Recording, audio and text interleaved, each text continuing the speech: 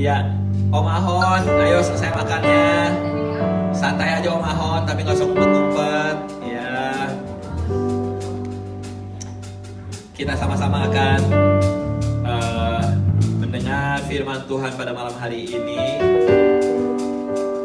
Gitu. Gimana kalau kita sama-sama bangkit berdiri, saudaraku? Kita akan buka dalam doa.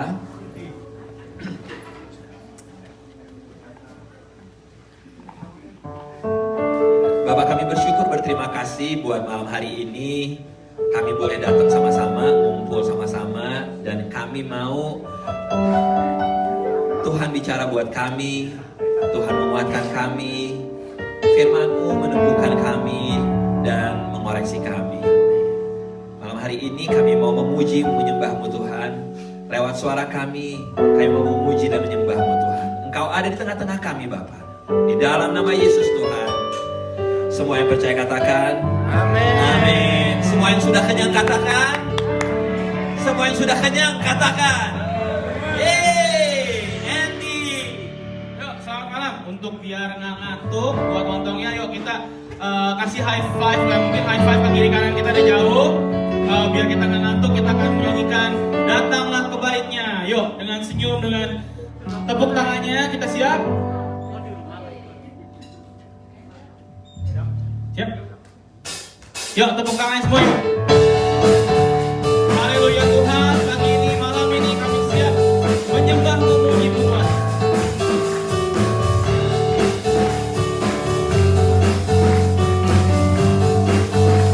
Datanglah ke Baitnya. Datang ke Baitnya dengan hati bersyukur.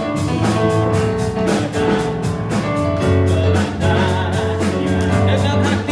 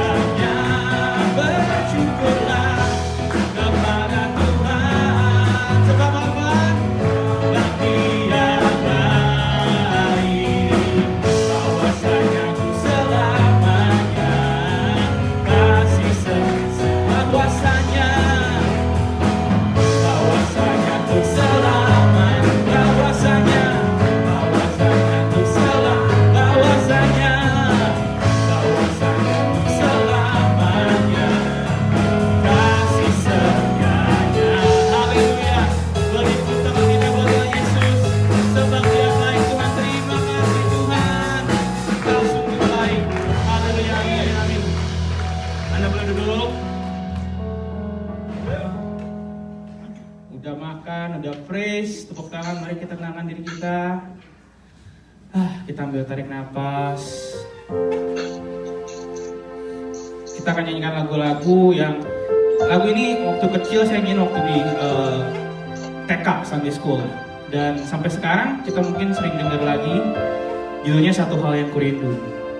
Mari di tengah kesibukan weekend ini, apalagi udah mau Thanksgiving, udah Natal, kita sangat-sangat sibuk. Mari kita tenangkan diri kita. Kita datang ke hadirat Tuhan, ngobrol ke Tuhan lagi.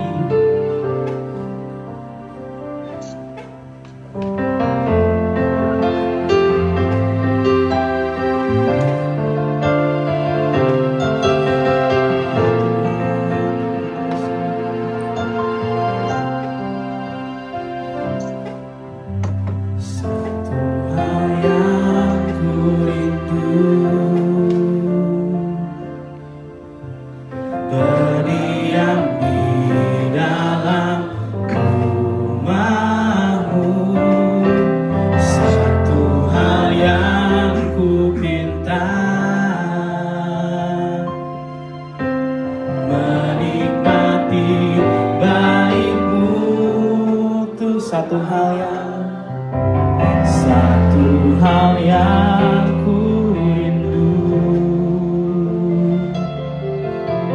berdiam di dalam rumahmu. Satu hal yang ku pinta, menikmati baik-Mu Tuhan. Lebih baik satu hari di pelataran-Mu daripada Tuhan, daripada sibuk hari di tempat lain. Aku memuji-Mu Tuhan, aku memuji-Mu, aku menyembah-Mu. Kau Yesus yang hidup dan menikmati semua kemurahan-Mu. Mari saya mengajak kita semua yang bernyanyi lebih keras lagi.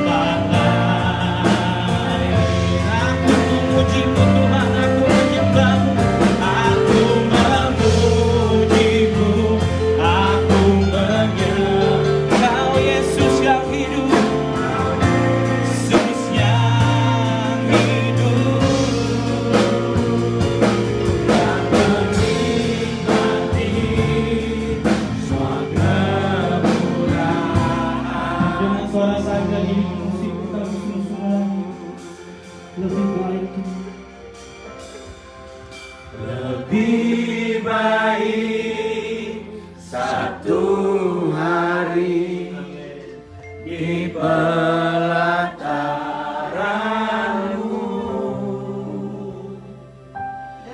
daripada 1000 hari di tempat lain.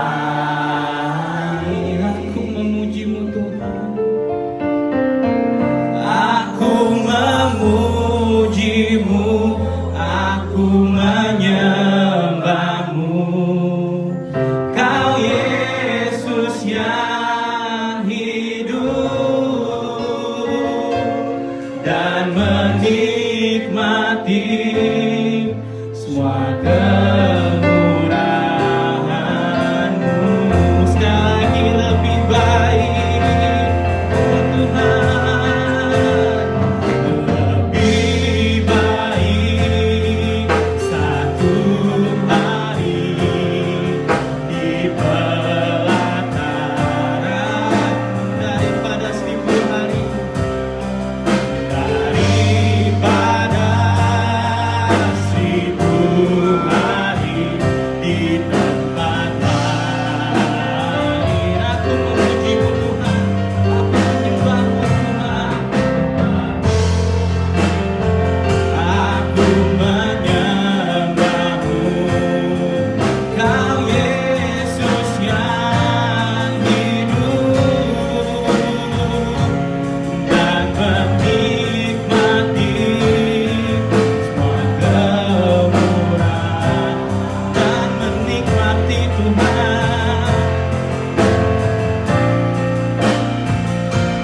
dan menikmati semua kemurahan dan menikmati Tuhanku Yesus dan menikmati semua kemurahan-Mu. Beri pujian kalian. Oh Tuhan, kami memuji. Ucapkan thanksgiving kalian, ucapkan syukurmu. Haleluya. Haleluya, haleluya, kudus dan mulia namamu. Haleluya, haleluya, ku sembah Kau Yesus, ku sembah Kau. Beri puji, beri puji, beri hormat bagi Yesus, yang duduk di tahta, berkuasa mulia. Segala bangsa kan datang menyembah. Haleluya, haleluya, haleluya,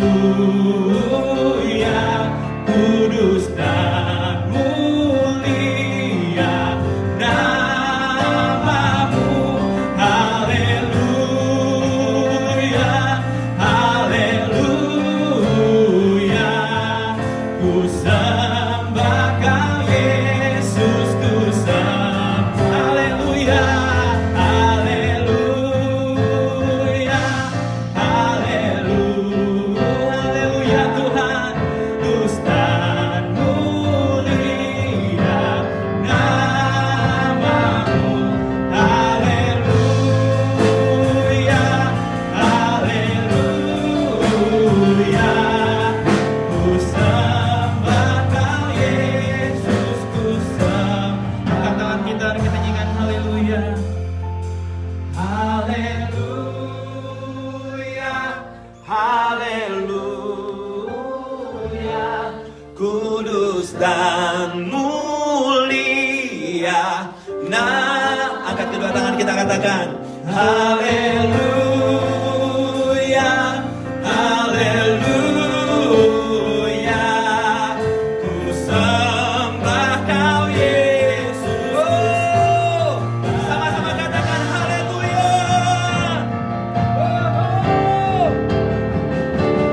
Haleluya, haleluya, kudus dan mulia namamu. Haleluya, haleluya,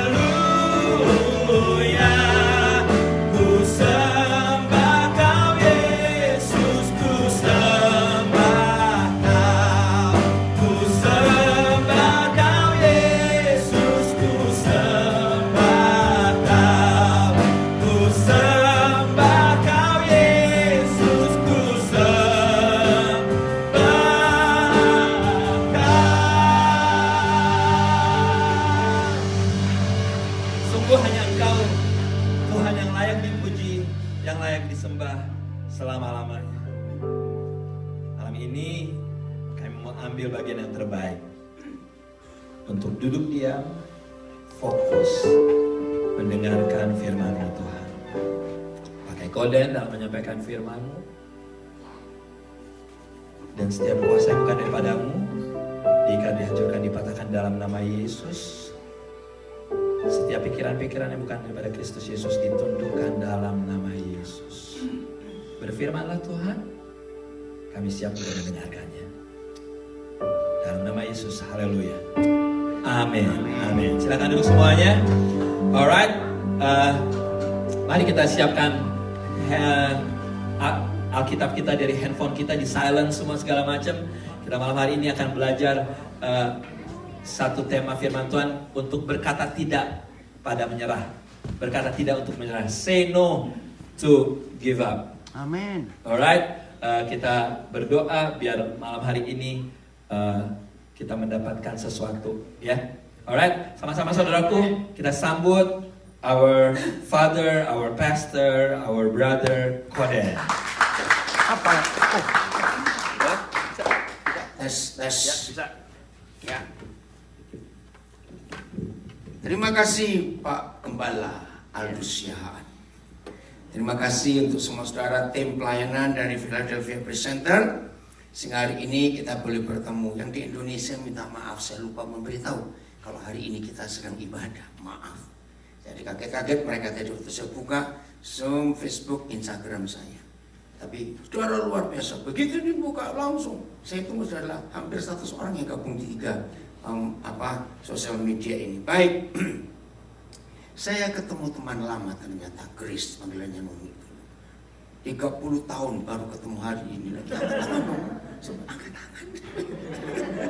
Ya kaget juga tadi. Ya, ada tamu yang paling jauh, lebih jauh dari kutub utara, Pak Jawa Yudi bersama istri. Hei, kenapa? Gak enak nya itu. Oke, kita mau belajar. Temanya keren. Oh enggak, amin. Apa temanya? Berkata tidak untuk menyerah. Iya, berkata tidak untuk menyerah. Say no to give up. Oh, di sana. Nah, yang ikuti di rumah, ini tema yang kita mau pelajari. Ya. Tapi saudara dan saya harus menyerah hanya pada satu pribadi, Tuhan Yesus. Amin. Yang lain kita tidak boleh menyerah. Walaupun peperangannya makin hebat, aduh rasanya sudah hampir ya. Jangan pernah menyerah. Nah, itu kita berkata say no to give up. Nah, saudara, sebelum kita belajar tentang tema ini, mari kita menyelidiki dulu. Apa satu-satunya alasan orang itu menyerah? Menyerah pada keadaan, menyerah pada kesulitan, menyerah pada masalah, menyerah pada musuh, menyerah pada apa saja. Hanya ada satu alasan. Bukan dua, bukan tiga. Ayo, cepat mikir. cari gampang, Nggak ada jalan keluar. cari nggak ada jalan keluar, cari gampang nggak ada jalan keluar. Yang lain, capek, Iya benar. oke, nggak kuat. Ayo, satu lagi, semuanya salah. Serius, satu lagi, ngalem. Malas kan? Oh malas, betul. Oh ya, terima kasih loh. Lontong sayurnya enak sekali. Ternyata masak orang Bangka. Oke, salah semua. Satu-satunya penyebab kenapa ada orang gampang menyerah, karena dia lupa kalau dari dulu saya sering punya masalah. Lu kok nggak amin? Lu betul nggak? Lu kok kayak orang-orang hebat? Sepertinya saudara ini nggak pernah punya masalah dulu-dulu loh. Loh, punya masalah nggak? Ya. Betul? Betul. Kenapa lupa? Harusnya kalau ada masalah datang, kita ini tertawa. Lu lagi gue kenal. Enggak amin. Masa sih nggak kenal masalah? Halo, ada orang nggak ini? Ya. Betul? Betul. Oke, saya tanya.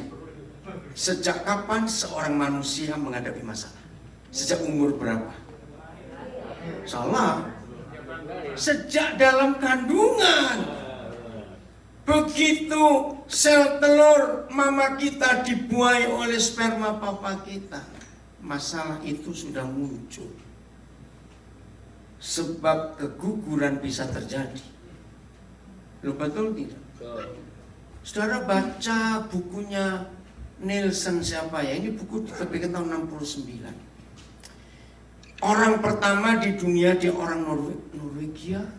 Ya, pokoknya dari Skandinavia. Nielsen, kalau nggak salah cari.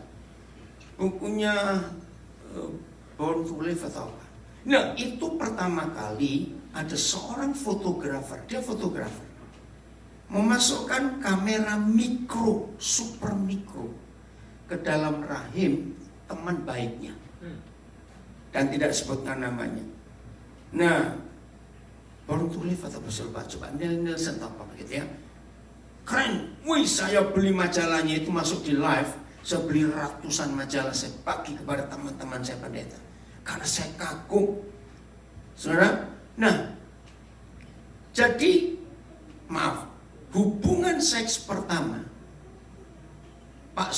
suami istri temannya Nielsen ini, itu dia sudah pasang kamera itu. Dan difoto semua. Nah, salah satu bagian, setelah pembuahan terjadi, maka dari rahim kita itu harus mengadakan perjalanan menuju ke kandungan. Nah, di situ ditulis the most dangerous journey on earth, yaitu ketika manusia sudah jadi sel pertama, itu harus melewati suatu lorong kecil yang sempit sekali dan harus sampai dia berhasil mencapai kandungan. Di situ baru Tuhan proses untuk bertumbuh. Nah, dalam perjalanan itu dikatakan 90% lebih itu pasti gugur karena ibu kan nggak tahu kalau dia sedang hamil karena baru pembuahan pertama. Bulan pertama lewat. Apakah waktu kandungan bulan kedua nggak ada masalah? Jawab dulu cepat. Ada. Baik mamanya maupun bayinya. Jangan berharap makin besar seorang janin bertumbuh dalam kandungan mamanya masalah makin kurang. Kedokteran menulis makin mendekati kelahiran bahayanya makin besar. Betul tidak? 3 bulan pertama itu yang paling berbahaya. Kalau masuk bulan keempat selamat, 90% lebih selamat. Tapi 3 bulan pertama. Jadi saudara dan saya sudah menghadapi masalah itu sejak kita belum tahu siapa kita. Tetapi masalah sudah kenal kita duluan, tahu? Iya. Amin lagi. Nah, wih senang. Waktunya lahir, senang sekali. Yang senang siapa? Orang tuanya dong. tapi bayi ini penderitaan. Dari mana kita tahu bahwa yang senang orang tuanya, tapi bayi ini menderita? Kalau lahir nangis, nggak ada bayi lahir, wah, lari dokternya. Loh, betul nggak? Kenapa kita lahir nangis? Karena sadar sepanjang hidup kita akan ketemu masalah. Lahir aman? Loh, lahir aman atau tidak? Enggak, bukan tergantung, tidak. Oh, yang di Zoom suaranya masuk ya, tolong. Halo, yang di Zoom. Ya, suaranya masuk, jangan bicara. Atau ada kurang jelas suaranya yang di Zoom? Ada tulisan di kolom chattingnya, Pak Aldo dibaca. Ya. Begitu kita sudah lahir, justru masalah baru kita hadapi. Betul nggak? Bisa infeksi, bisa kena virus, bisa kena macam-macam. Lu iya atau tidak? Cepat sih, ini nggak sudah mikir kok diam semuanya. Atau kebanyakan lontong sayur. Jangan tersinggung. Jangan-jangan lontong sayur sudah sampai kotak ini, sini nggak bisa mikir. Di sini aja mikir loh, saudara, jangan ngomong kok. Serius, begitu kita lahir, papa mama senang, kita dalam bahaya loh. Betul atau tidak? Seorang bayi itu sangat berisiko. Wih, ngeri sekali. Nah, buat saya, penderitaan seorang manusia yang paling menderita adalah bayi. Karena kalau bayi itu sakit apa, ngerasakan apa, ngalami bete, ngalami tersinggung, ngalami gak suka, siapa yang ngerti? Ya. Betul nggak? Siapa yang ngerti? Sampai anak itu bisa bicara pun masih nggak dimengerti dia maunya apa. Masalah nggak itu? Loh, masalah. Maka itu kalau sudah umur sekian mau nyerah, telat tahu. Loh, betul nggak? Telat sekali. Maka itu apa tadi, malas? Apa tadi? Nggak apa? Kok lupa semua? Nggak kuat, capek, apalagi tadi salah semua. Ayo, saya ini kok masih ada suara ya? Yang di Zoom coba saya. Siapa namanya? Lambas Sinaga suruh diam. Lambas, hai. Horas, Pak Sinaga, diam ya, ribut terus kamu, suara dengar tuh. Memang ini anak saya satu penjual sepatu ini ribut terus, awas kamu Lambas ya. Maaf ya, nggak kenal dia nggak apa-apa. Loh, Pak Cutro gitu. Lambas, diam kamu ya, awas. Pak Sinaga ini. Udah, makasih Indri. Oke, saya lanjutkan. Saya keluaran tahun 50-an, jadi saya produksi tahun 50-an. Nah, yang di bawah saya semuanya mikir. Tahun 70-an kita punya masalah gak? Ada, banyak. Ayo jawab, tahun 70-an ada masalah tidak? Ada, banyak. Tahun 80-an ada masalah? Ada. 90-an? 2000-an? 2010-an? Kemarin? Hari ini? Tadi? Loh, ngerti nggak? Loh, saya cecar saudara pertanyaan ini, ngerti nggak? Apa yuk? Masalah selalu ada. Iya, jangan nyerah pada masalah. Sudah ngikuti kita dari dulu. Enggak, amin. Maka itu kalau dia datang sambut, gua kenal lu tahu. Mau apa sekarang? Kan dari dulu-dulu lu ngikutin gua. Harusnya ngomong begitu waktu kita ketemu masalah. Ini yang belum punya jaminan Tuhan Yesus. Loh, betul nggak? Saya ngomong tadi untuk semua manusia umum. Betul. Apalagi setelah saudara dan saya menjadi anak-anak Bapa di surga dan Tuhan kita namanya Yesus Kristus yang sudah pernah mengalahkan kematian lalu dia bangkit. Harusnya bagaimana kalau ada masalah lagi di hidup kita? Loh, diam lagi. Harusnya bagaimana kalau ada masalah lagi datang di hidup kita? Hadapi. Enggak sudah kenal dari dulu. Betul? Maka itu maaf saya berkata betapa bodohnya kita. Kalau tiap kali masalah datang nangis, dikit-dikit nangis. Sayang, air mata itu nggak bisa dibuat, nggak bisa dibeli. Jangan dibuang sia-sia. Setuju? Nah, tapi kenapa kok masih banyak orang menyerah pada masalah? Ini pertanyaan yang berikut. Kenapa kok ada orang masih menyerah kepada masalah, masih give up, masih nggak sanggup menghadapinya? Jawabannya, karena dia tidak tahu tujuan masalah itu untuk apa. Betul? Kalau semua kita tahu tujuan masalah itu untuk apa, saya akan simpulkan dulu kalimat ini supaya nanti pada akhir kita belajar, kita tahu. Setelah setiap kita tahu masalah itu tujuannya untuk apa, dengar kalimat ini dan tolong catat. Yang di rumah juga harus bagikan kepada sebanyak-banyaknya orang. Ternyata tujuan masalah itu cuma satu. Bukan dua, bukan tiga. Woi, kalau kita tahu maksud masalah itu, maka saudara dan saya akan sampai pada satu sikap hidup, ketagihan masalah. Loh, kok enggak amin? Mau bukti? Kalau tidak mau, habisin lontong sayur. Begitu aja, masih banyak itu saya lihat. Saya lihat di pojok sana ada lontong lagi satu, plastik masih berdiri kontainer. Oke ya, yang di rumah maafkan. Ya, cari makanan sendiri, oke?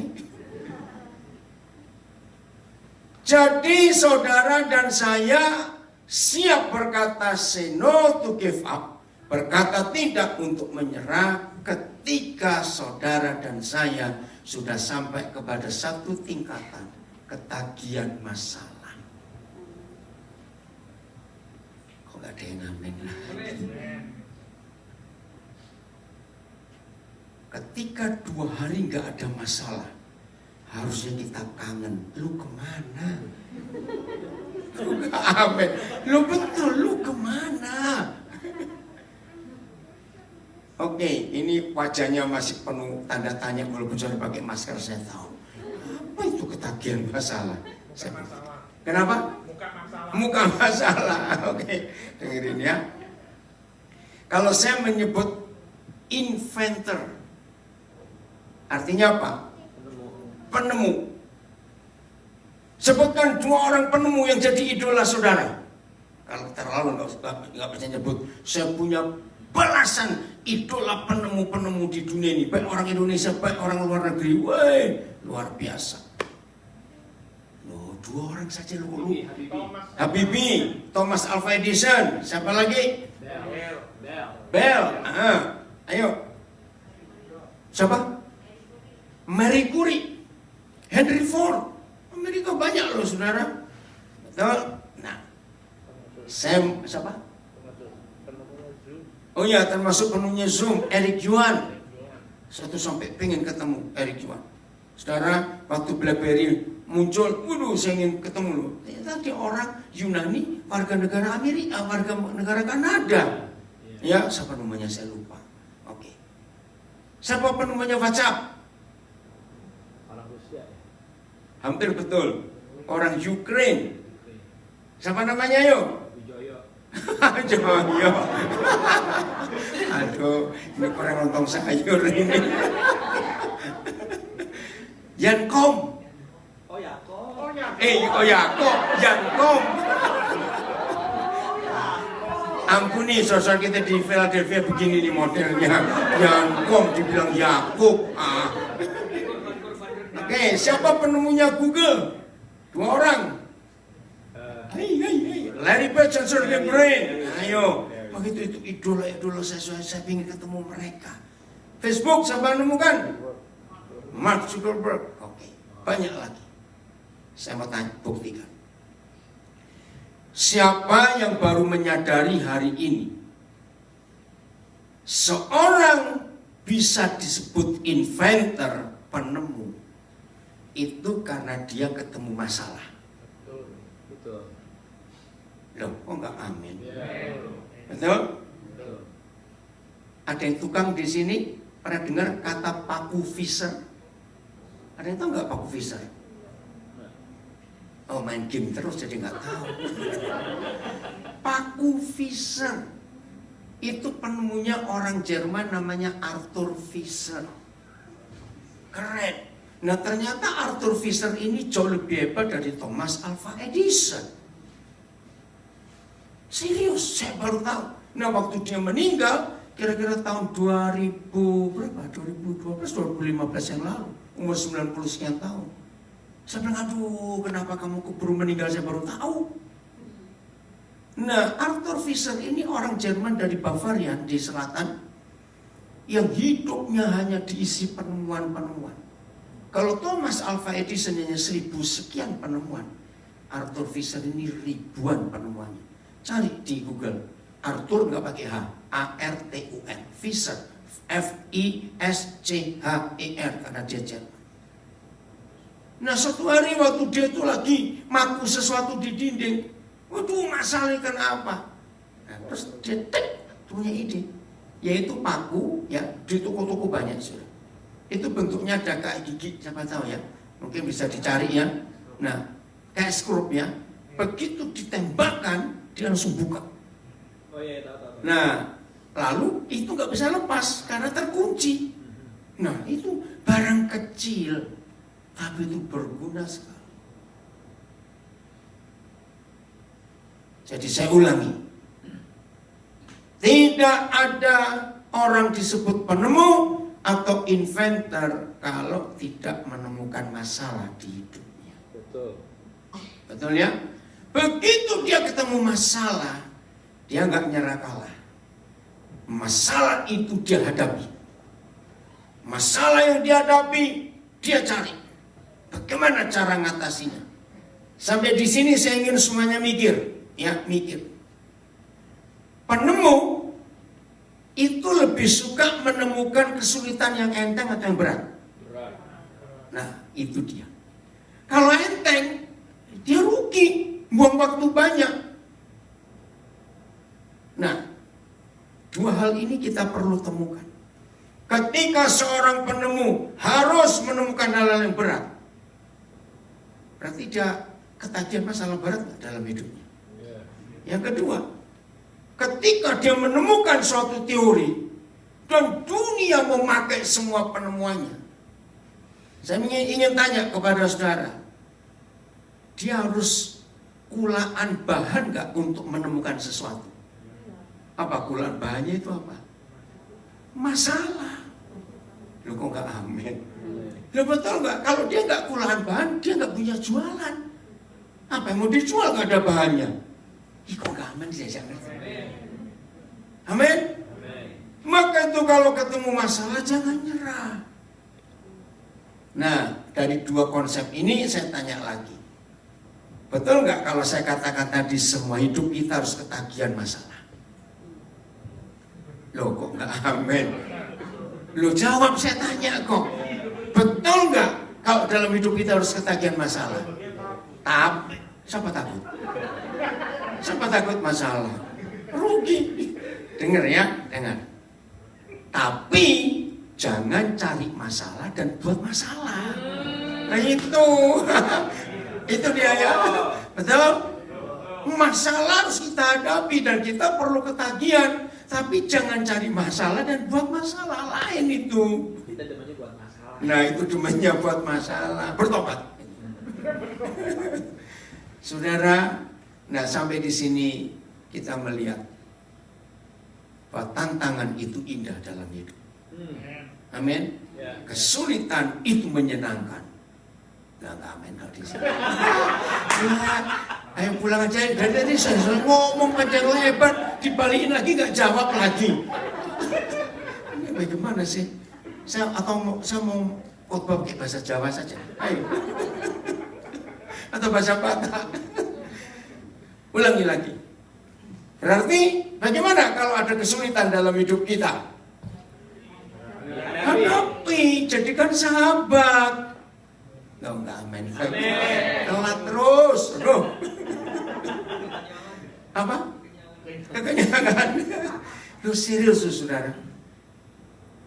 Dari kitab Kejadian Kalau kita baca Alkitab, logika kita, kasihan Tuhan. Loh, betul nggak? Kenapa kasihan Tuhan? Karena kita rajin buat masalah. Betul? Tapi Papa kita luar biasa. Oke, sebelum kita lanjut, saya sampai poin ini. Berarti kalau saudara dan saya kenal dan tahu tujuan masalah itu sehebat ini. Jawabannya? Loh, kalau sudah kita tahu tujuan masalah itu sehebat ini hasilnya, lalu kita harus apa? Salah, bersahabat. Kok hadapi? Kalau hadapi itu kayak ngelawan gitu. Bersahabat. Boleh nggak saya pakai kalimat ini? Ternyata kita sangat memerlukan masalah dalam hidup. Tapi bukan cari masalah dan buat masalah. Kalau saudara ke toko apa saja dan menemukan barang macam-macam apa saja, ketahui sebelum barang-barang itu jadi, entah bentuk makanan, entah bentuk baju, sepatu, apa saja yang elektronik, komputeris, apa saja. Yakinkan diri saudara bahwa sebelum barang-barang itu ditemukan, orang yang menemukan itu ketemu masalah dulu. Maka itu ada barang itu.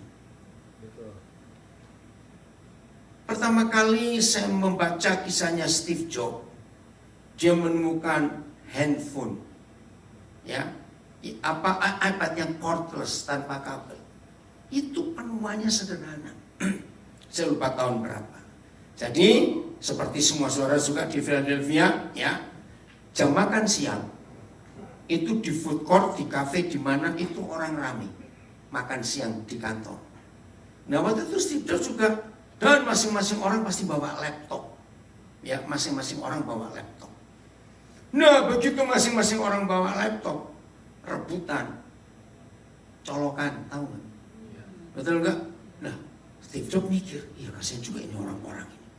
So itu kabel kemana-mana. Padahal cuma sebentar istirahat makan itu. Ngapain orang jadi ribet?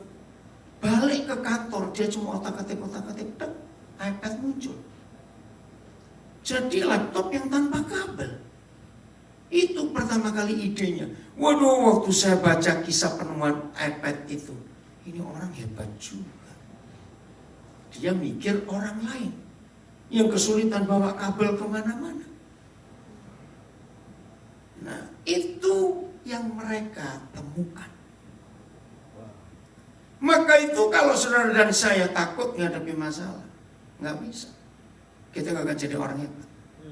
Coba saya sebut nama orang ini, Elon Musk. Saudara mikir apa? Mobil. Yang apa? Tesla. Listrik. Dan bukan cuma itu. Repair, ya. Terus dia juga sudah bisa buat mobil tanpa sopir. Luar biasa. Ya itu orang mikir terus sebabnya. Karena begitu banyak menghadapi masalah. Maka itu rugi besar kalau saudara murid-murid Tuhan Yesus dan mengaku anak-anak Bapa di surga, baru cantengan sudah nyerah. Bahasa Indonesia cantengan itu apa ya? Tahu tuh cantengan itu? Kutilan. Bukan, kutilan lain lagi. Maka itu rugi, nggak bisa bahasa Jawa. Jadi sampai hari ini cantengan dan kelilipan dan telusupan itu nggak ada bahasa Indonesianya.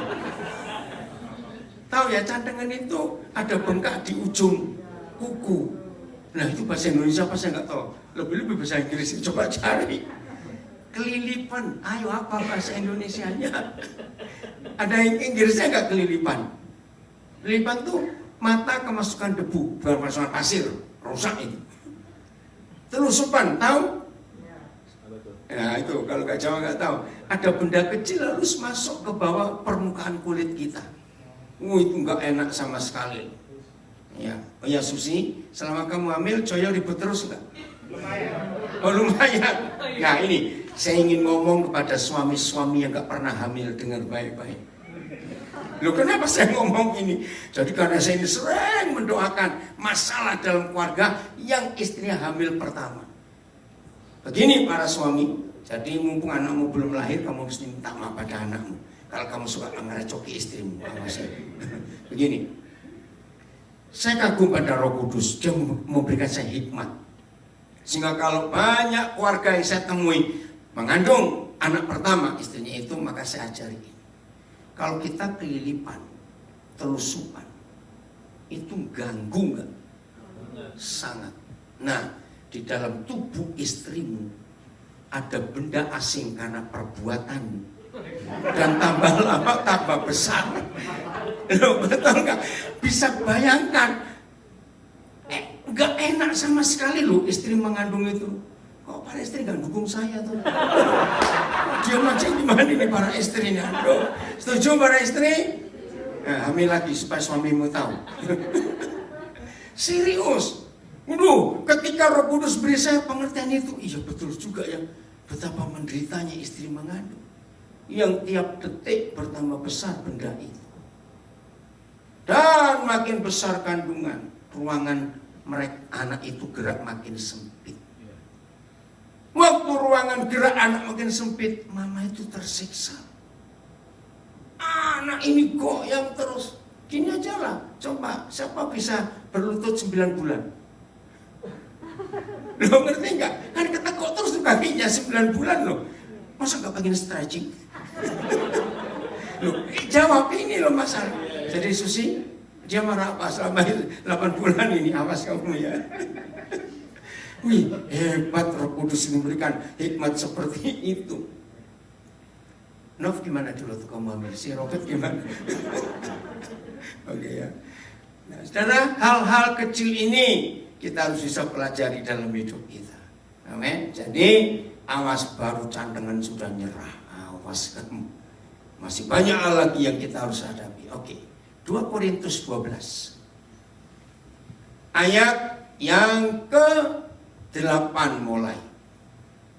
Paulus pernah punya masalah, dia hampir menyerah. Tapi dia kuat. 2 Korintus 12 ya, ayat yang ke-8. Ayat 7 dah, ayat 7 ya.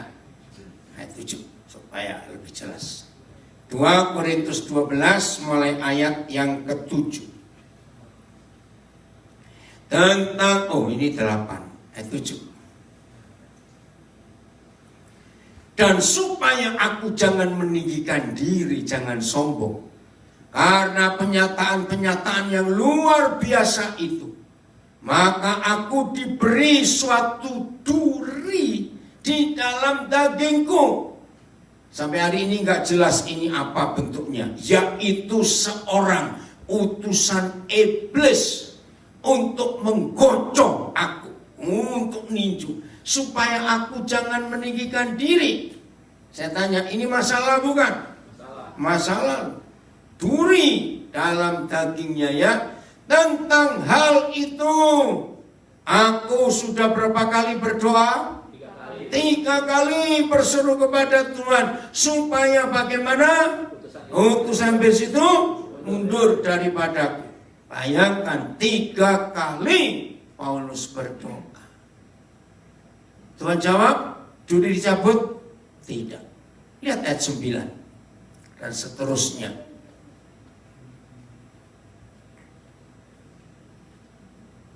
Ayat 9 ya. Tetapi jawab Tuhan kepadaku. Jawabannya sesuai dengan kerinduan Paulus tidak? Tidak. Cukuplah kasih karuniaku bagimu, sebab justru dalam kelemahanlah, dalam masalah, kuasaku menjadi sempurna. Akhirnya Paulus ngomong begini. Sebab itu aku bagaimana? Terlebih suka bermegah atas kelemahanku, supaya kuasa Kristus turun menaungi aku. Karena itu, nah ini loh, ini luar biasa. Dia senang atau sedih? Senang apa? Dalam masalah. Aku senang dan rela. 1, dalam apanya? Kelemahannya. 2, dalam siksaan. Kok gak enak semua? 3, dalam kesukaran. 4, dalam penganiayaan. 5, dalam kesesakan. Oleh karena Kristus. Nah ini yang saya katakan, kita harus ketagihan masalah, tapi bukan cari masalah dan buat masalah. tapi karena Kristus. Kalau para inventor, para penemu, ketagihan masalah karena mereka ingin terkenal di dunia dan menemukan sesuatu yang baru. Wih, ini kalimat yang luar biasa. Maka kita baca kalimat terakhir ini. 1, 2, 3. Sebab jika aku lemah, maka aku kuat. Kalau saya ganti dengan tema kita, sebab jika aku sering-sering dalam masalah, maka aku kuat. Karena terlatih. Betul? Terlatih. Nah, saya tunjukkan ayat ini. Ratapan pasal 3 ayat 27 dan 28. Kitab Ratapan, Lamentation ya. Ratapan 3, 27, 28. Nah, di firman ini ternyata laki-laki harus lebih kuat daripada perempuan. Oh, nggak ada yang amin lagi. Harus, ya, lihat. Ratapan 3, 27 dan 28. Ya. Maka itu Tuhan memberikan fisik laki-laki lebih daripada perempuan karena tanggung jawab kita lebih besar. Adalah baik bagi seorang siapa? Pria. Memikul apa? Kuk. Apa kata lain kuk? Tanggung jawab, beban. Boleh tambah, ganti masalah. Enggak apa-apa. Adalah baik bagi seorang laki-laki memikul kuk, memikul tanggung jawab, menghadapi masalah. Terlatih sejak kapan? Nah, pada masa muda. Nah, saya pakai ayat ini untuk mengajari anak-anak perempuan. Ya. Oh, saya lanjutkan dulu. Biarlah ia duduk berapa lama? Sendirian. Artinya boleh dibantu enggak? Saudara pernah sadar enggak bahwa tidak sedikit mama-mama merusak karakter anak, khususnya anak laki. Ketika anak-anak itu mulai umur 2 tahun, biasanya 2 tahun mulai kelihatan. Ya, manusia itu akan kelihatan dia bisa mandiri atau tidak waktu umur 2 tahun. Anak kecil yang seumur 2 tahun itu ingin ngerjakan apa-apa sendiri. Tolong ya, saya pesan mama papa, jangan ditolong. Setuju nggak? Biarin. Karena dia ingin tahu. Maka itu menyuap anak-anak dengan makan itu salah besar. Kalau dia sudah bisa sendiri. Karena ayat ini. Nah, salah satu bentuk kerusakan karakter anak, nggak bisa tanggung jawab, nggak bisa dewasa. Kalau mamanya terlalu sayang, lalu keluar kata, biarin mama aja, biarkan mama saja. Pernah dengar nggak mama ngomong seperti itu? Nah, ini anak jadi malas. Dan dia nggak bisa mandiri, nggak bisa self-confident, selalu ditolong. Maka itu saya katakan banyak anak-anak rusak karakternya, rusak kepribadiannya karena mamanya. Kalau anak-anak makan berantakan, ya wajar. Dulu kita juga begitu, cuma lupa. Lu kok gak percaya? Nah, jadi sejauh mana anak itu bisa ngelemparin makanan, biarin. Gak apa-apa ada di situ. Supaya mereka belajar.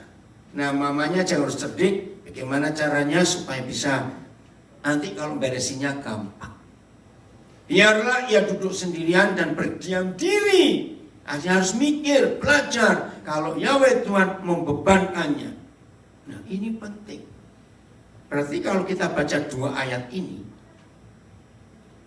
khususnya laki-laki, harus dilatih apa sejak masih muda? Menghadapi masalah. Supaya tahu jalan keluarnya bagaimana. Jangan ditolongin. Sebetulnya dalam dunia binatang ini ada. Betul, kalau kita lihat dunia binatang, National Geographic, Animal Planet, waduh, anak-anak binatang itu struggle-nya luar biasa. Tapi mereka bisa survive. Nah, saya pesan gini pada anak-anak perempuan. Kalau kita baca baik-baik, ini cuma logika dan istilah. Jadi seharusnya tangan laki itu kasar atau halus. Kalau kita baca 2 ayat ini. Ayo, tangan laki itu kasar atau halus? Nah, tolong ya gadis-gadis, kalau kamu kenalan pada cowok, jangan tarik dulu, coba kamu raba. Ini halus atau kasar tangannya? Lo serius? Ini jangan marah, jangan marah. Bukan saya menghakimi, tidak. Kalau ada cowok tangannya halus, jangan-jangan dia kerja di salon. Itu aja masalahnya. Nah, jadi cowok itu harus tough, amin. Harus kasar, harus berani. Nggak ada masalah, nggak boleh cengeng cowok kok cengeng. Setuju? Ya, jangan tanya sekarang suamimu tanya kasar atau telat, sudah biarin. Udah terlambat. Wih, firman Tuhan itu luar biasa. Oke? Jadi siap ketagihan masalah dalam hidup? Nah, Mazmur 105. Yusuf bisa jadi orang hebat karena dia terlatih dalam menghadapi masalah. Mazmur 105 mulai ayat 17. Ini masalah yang dihadapi, aduh, berat sekali. 105 ayat 17 sampai 19. Ya, 105 ayat 17 mulai. Diutusnyalah. Siapa yang utus? Tuhan, nyanyi huruf besar. Padahal faktanya yang jual Yusuf ke Mesir siapa? Saudara-saudaranya. Tapi Yusuf tahu Tuhan yang menyuruh dia. Maka itu Mazmur menulis diutusnyalah seorang mendahului mereka. Wih, kata mendahului ini artinya indah, mempersiapkan. Betul nggak? Ya, menyediakan supaya mereka tidak kelaparan. Oh, terima kasih Tuhan. Yusuf yang dijual menjadi budak. Ini kontradiksi sekali. Padahal dia itu seorang raja, atau hebat sekali penguasa Mesir. Firaun aja sampai hormat kepada dia. Lihat masalah yang dihadapi. Pemerintah Mesir ngapain? Ayo baca.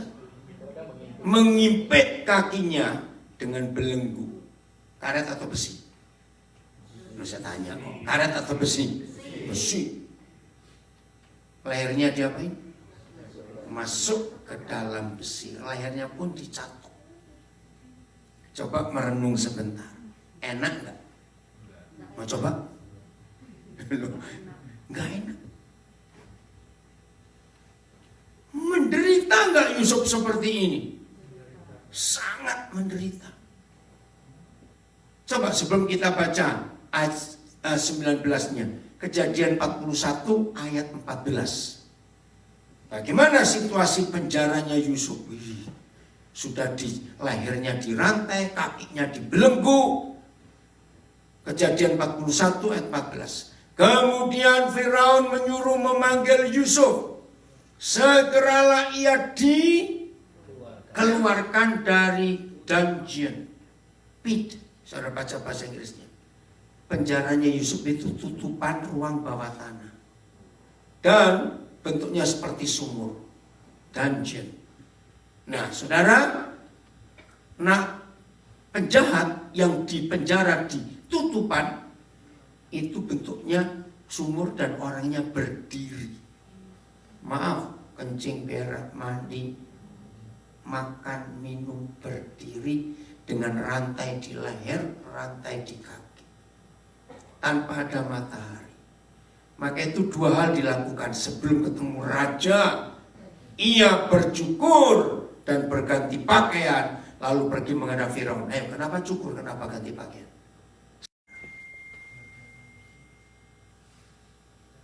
Oke. Bisa tolong dibantu jaga supaya kalau ada yang bisa dimatiin, maka selalu. Ayo, kenapa bercukur? Kenapa ganti pakaian? Cepetan. Kotor, bau. Monyet lebih cakep, saudara. Kalau istilah nggak kena sinar matahari, rambutnya nggak tahu model apa. Dalam kondisi seperti itu, harusnya Yusuf maki-maki istri Firaun nggak? Harusnya Yusuf nyumpah-nyumpahi kakak-kakaknya nggak? Harusnya ngutukin juga. Tapi dia diam. Kembali ke Mazmur 105 ayat 15 sekarang. Nah ini loh. Jalan keluar masalah itu pasti ada. Katakan amin. Kenapa pasti ada? Sebab satu-satunya pribadi di dunia ini yang berkata, akulah jalan, I am the way. Itu siapa? Tuhan Yesus. Berarti selama kita hidup dengan Tuhan Yesus, maka saudara dan saya gak akan menemukan jalan buntu. Amin. Karena dia itu jalan. Nah kalau kita gak pernah menemukan jalan buntu, maka kita gak perlu menyerah pada masalah. Karena jalannya selalu ada. Serius. Bicara I am the way, aku adalah jalan. Saudara, semua orang gak bisa bantah. Karena semua manusia perlu jalan keluar dalam hidup. Dan Yesus itu jalannya. Amen. Maka itu mau takut apa dengan masalah? Ayat 19, ini yang ditunggu. Maka itu saudara-saudara, baik yang di Philadelphia maupun mengikuti di rumah, dimanapun saudara berada, ingat, satu-satunya cara saudara dan saya tidak pernah menyerah kepada masalah, karena ada janji ini. Sampai saat firman-Nya sudah genap. Bisa nggak carikan bahasa Inggrisnya? Dan janji Yahweh membenarkannya. Raja menyuruh melepaskannya. Penguasa bangsa-bangsa membebaskannya. Coba cari bahasa Inggrisnya. Amplified boleh, NLT boleh. Mazmur 105 ayat 19. Ini yang kita tunggu. Saya tanya, para penemu sebelum menemukan sesuatu dan dia sedang menghadapi masalah, perlu sabar gak? Perlu sabar tidak? Apa jadinya kalau para penemu gak sabar dengan masalah? Gak akan temukan apa-apa. Ingat Thomas Alva Edison berapa ratus kali percobaan yang dia lakukan di laboratoriumnya untuk menemukan bola pijar itu. Until his word, ini dia, to his core brothers, came through. Until the word of the Lord tried, and tested him. Jadi satu-satunya cara saudara dan saya bisa menikmati masalah, menikmati persoalan, kalau kita sabar menanti firman itu jadi. Di hidup kita, firman itu digenapi dalam hidup kita. Tanpa kesabaran, maka masalah akan makin berat kita hadapi. Tapi kalau sabar, tunggu sampai until, kata itu sampai firman-Nya itu genap. The king sent and loosed him, even the ruler of the peoples, and let him go free. Luar biasa. Saya tidak tahu berapa banyak di antara kita yang hari-hari sedang menghadapi masalah. Tunggu. Sabar. Tuhan akan bekerja dengan caranya yang kita nggak bisa ngerti. Amin. Ayo kita perhatikan ini. Kejadian 45. Mulai ayat 3. Kejadian 45 mulai ayat 3. Lihat. Yusuf luar biasa. Iya, Indo aja ya, ini Inggrisnya saya nggak tahu. Bahasa Indonesia aja. Kejadian 45 mulai ayat 3. Dan Yusuf berkata kepada saudara-saudaranya, akulah Yusuf. Saya tanya dulu, mengapa dia meyakinkan kakak-kakaknya, akulah Yusuf? Itu kenapa tujuannya? Ayo, kalau kita jadi kakak-kakaknya kira-kira gimana? Ketemu adik yang kita pernah buang dan kita anggap sudah mati. Tahu-tahu jadi raja. Ayo, sikap kita gimana? Perasaan kita gimana sebentar? Takut. Pasti berkata, mati kita sekarang. Mati, lu betul gak? Mati ini, habis kita ini. Salah, mate kon. Iya, saudara mate kon. Maaf. Saudara, akulah Yusuf. Itu buat saya kalimat yang mengharukan sekali. Belajar tentang dua kata ini, akulah Yusuf. Kira-kira di hati Yusuf muncul apa? Akulah Yusuf. Ayo, apa motivasi dan dasar hati Yusuf dapat cepetan? Karena saya ada 2 Zoom lagi di setelah ini. Jam 8. Kangen. Betul. Apalagi? Apa? Exciting. Jangan takut. Bukan itu. Dia mengampuni. Loh, betul nggak? Kalau dia nggak ngampuni, kira-kira ngomongnya apa? Hei, apa lagi? Terus gimana ayo? Oh, mate kon.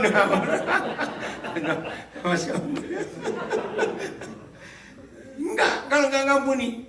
Ingat nggak? Nah itu dia. Ingat nggak kamu? Kamu apanya waktu itu? Ya. Akulah Yusuf. Itu pertanyaan kedua. Aduh, ingat papanya. Papa masih hidup nggak? Bisa bayangkan itu ya? Kangen betul. Apalagi zaman itu belum ada WhatsApp. Gimana Yusuf mau tanya kabar? Oke. Berapa tahun dia nggak ketemu? Kita hitung. Ya. Jadi waktu dia dibawa ke Mesir umur 17, itu kejadian 37. Waktu dia menghadap Firaun, saudara cari nanti di rumah, kejadian 41, dia umur 30 tahun. Oke? Jadi berapa tahun? 17 ke 13. 7 tahun pertama kelimpahan. Betul? Dan kejadian 45 itu tahun kedua kelaparan. Ayo jadi berapa tahun? 28. Enggak. 13 ditambah 9. 22 tahun. Meledak. Karena baru ketemu. Sebetulnya sudah ketemu waktu masa kelimpahan toh yang beli makanan itu loh. Tapi kan Yusuf nggak ngaku. Ini meledak. Bagaimana Bapak masih hidup nggak? Tetapi saudara-saudara tidak dapat menjawabnya. Sebab mereka takut dan gemetar menghadapi dia. Diulangi. Lalu kata Yusuf kepada saudara-saudaranya itu, aduh ini luar biasa. Marilah dekat-dekat. Bayangkan, dia mengampuni. Hal kedua, saudara pasti akan menyerah kepada masalah ketika orang yang menyebabkan masalah terjadi saudara tidak mengampuni.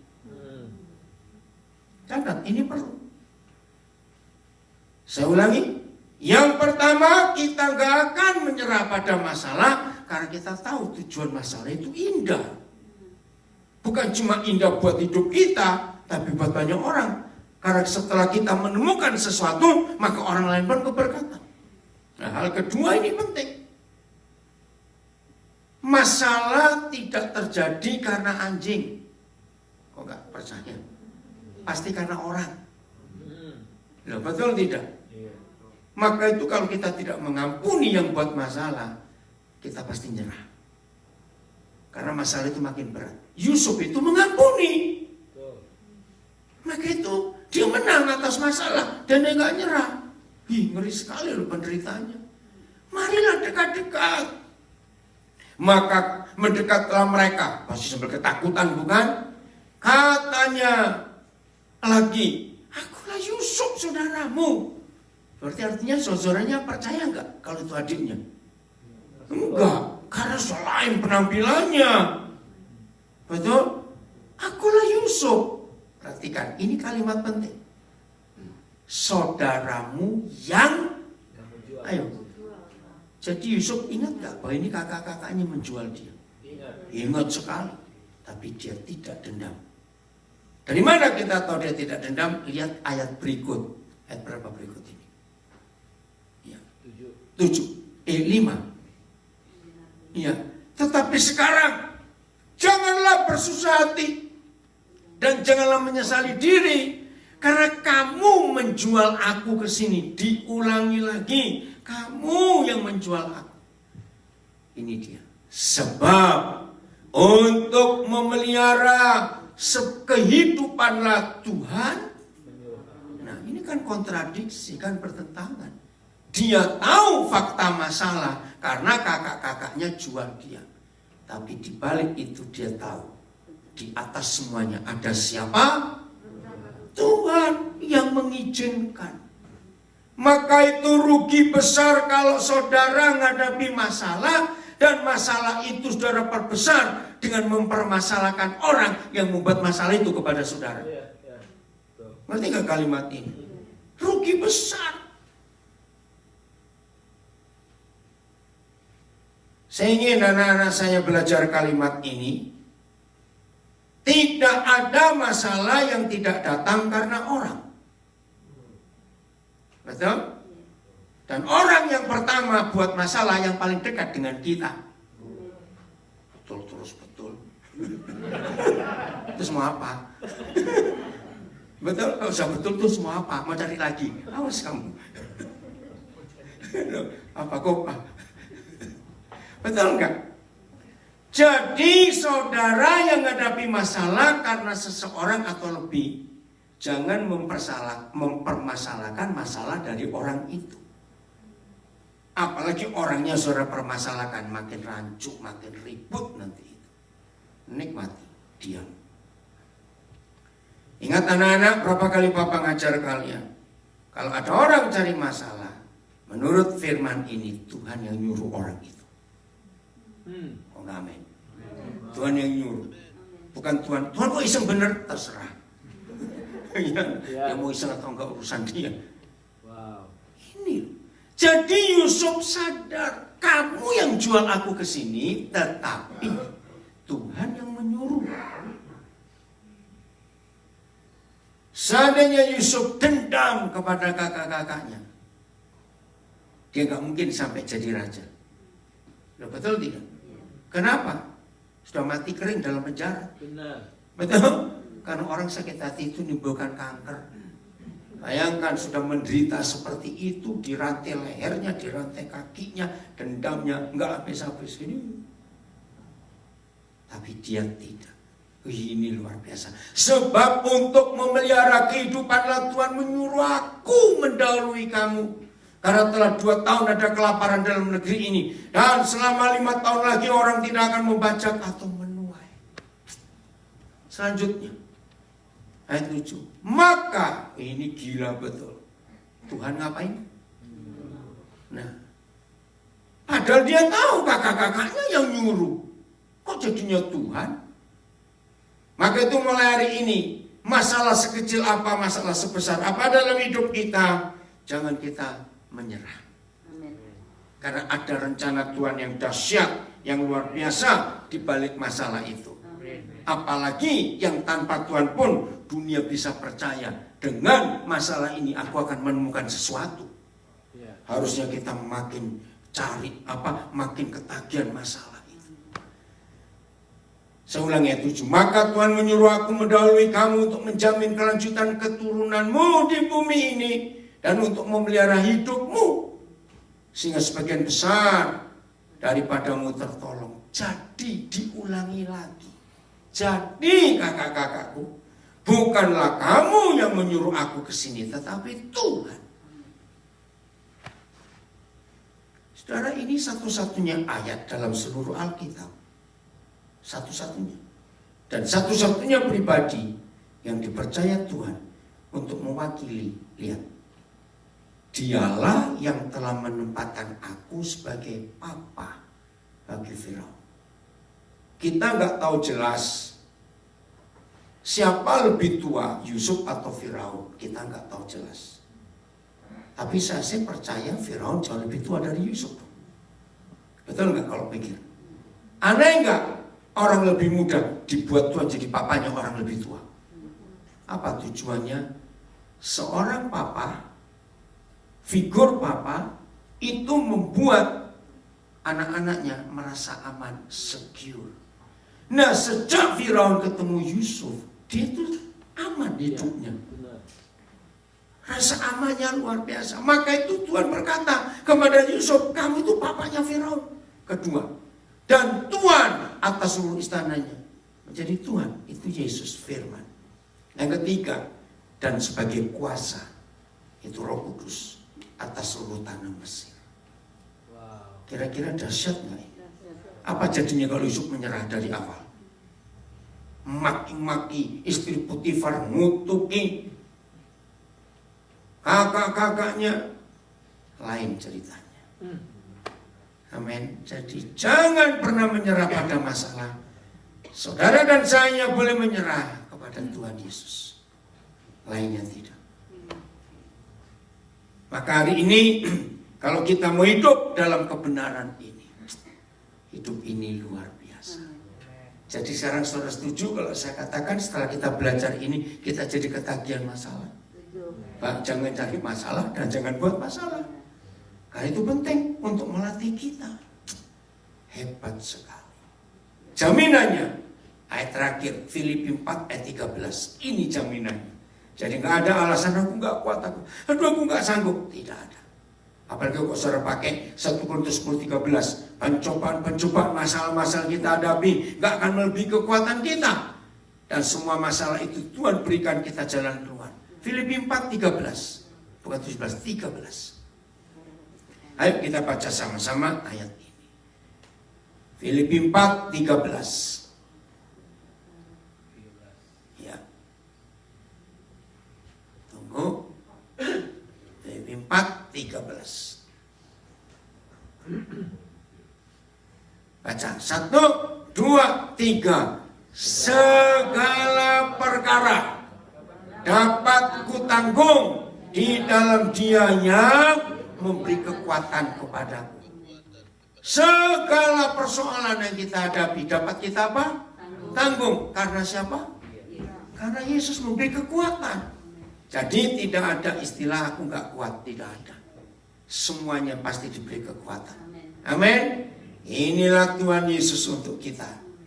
Jadi hari ini yang sedang bermasalah satu dengan yang lain langsung amin.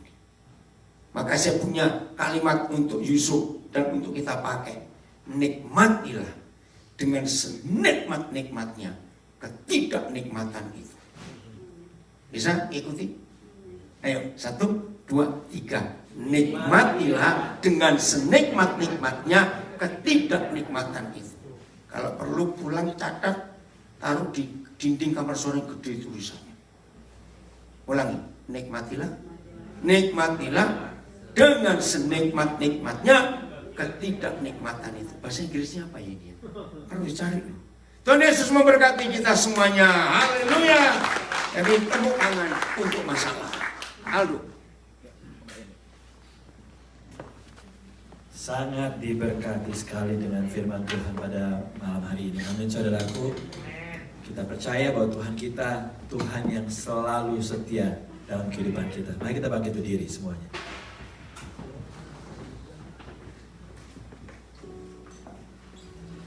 Semusim berlalu, namun kau selalu lihat aku.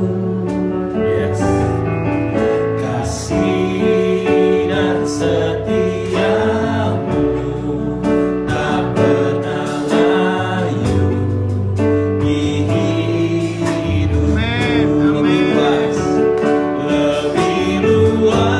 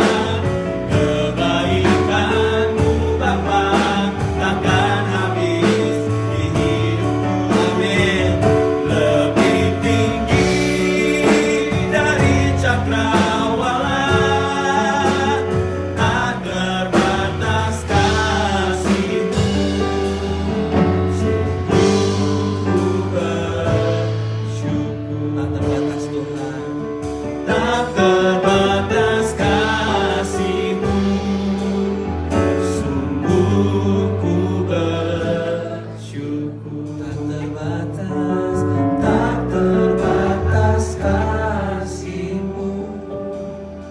Sungguh ku bersyukur. Kami ada sampai saat ini karena ada kekuatan Roh Kudus yang memampukan Amin. kami menghadapi permasalahan-permasalahan Ya. dalam hidup ini. Dan malam ini kami diingetin, buat apa menyerah?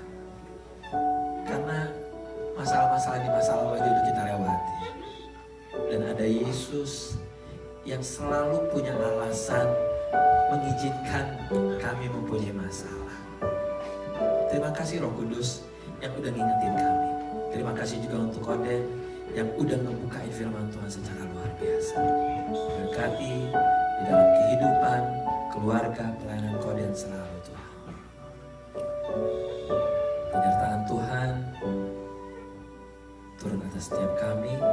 Dan kami percaya firman Tuhan ini bicara buat mereka yang di rumah, bicara buat kami yang ada di tempat ini. Amin. Once again Holy Spirit, terima kasih untuk semuanya. Pulanglah dengan kasih dan damai Tuhan. Tuhan yang menyertai kita kemanapun kita pergi. Amin. Amin. Ada penyertaan Roh Kudus di dalam kehidupan kita semuanya. Ada damai sejahtera, ada sukacita yang menyertai kita semua. Dari sekarang sampai selama-lamanya. Haleluya. Semua yang percaya katakan amin. Saudaraku, mari bantuin saya untuk kita beresin kursi, beresin meja, dan kita ketemu besok pagi di tempat ini jam 9.30. Have a good night. Cindy, Ani, silakan pasang musik. Mari kita beresin Jadi bersama-sama. Thank you nanti semuanya. jam 9 WIB ya kita ketemu lagi. Dan nanti malam jam 21.30 WIB. Jadi hari ini masih ada 3 kali lagi. 9 WIB, 21.30 WIB, dan 22.45 WIB. Ya, ada di brosur. Ikuti. Tuhan Yesus memberkati. Sampai ketemu.